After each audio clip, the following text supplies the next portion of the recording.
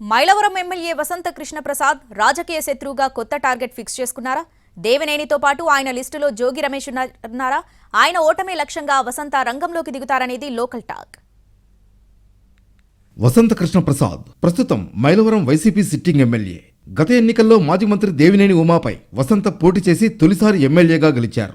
మొదటి నుంచి వసంత, దేవినేని కుటుంబాల మధ్య రాజకీయ వైరం ఉంది.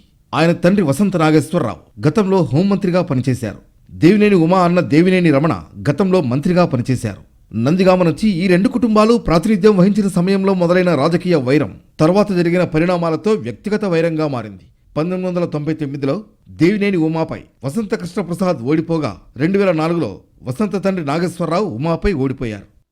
2019లో వసంత కృష్ణ ప్రసాద్ పట్టుబట్టి మరీ దేవినేని ఉమాపై పోటీ చేసి వైసీపీ నుంచి గెలిచారు. 2019 నుంచి 2024 వరకు చూస్తే వసంత వైసీపీలో ఇబ్బందులు ఎదుర్కొన్నారనేది ఆయన సన్నిహితుల మాట.